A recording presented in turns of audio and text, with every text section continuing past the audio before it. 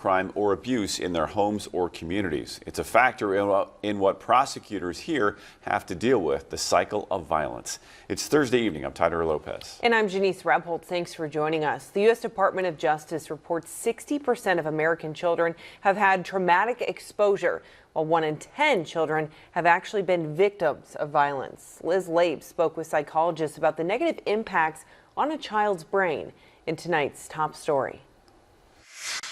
Sometimes people can look at the physical and say, I'm fine, and actually go through life thinking they're fine, when really it's a deeper healing that needs to happen. The National Child Traumatic Stress Network reports around 25% of American children will experience at least one traumatic event by age 16. Licensed clinical professional counselor at Trillium Place Young Mind Center, Tahari Allen, says trauma can come from indirect or direct violence. Plus, trauma can be intergenerational too, passed down within family and community experiences. If violence is in the community, whether they've been involved in any violent acts, they can still be affected in some way, especially if we have children that are watching us while we are living our lives.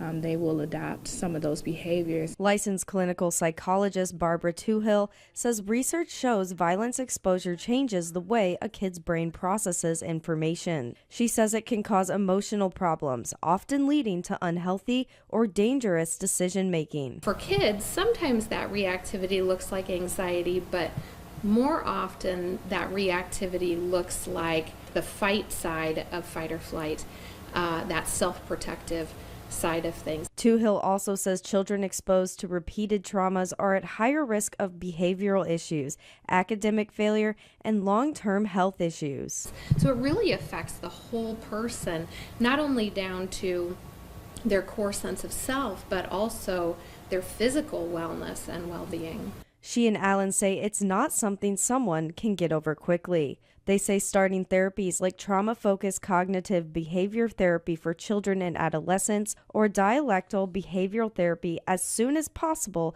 is a key to healthy coping. If you keep it in, no one can help for what you don't discuss, right? And so if there was no one who knew that you went through that, then you're going through that on your own. In Peoria, resources like the Young Mind Center offer inpatient and outpatient services. Toohill also recommends families reach out to the Center for Prevention of Abuse, or OSF.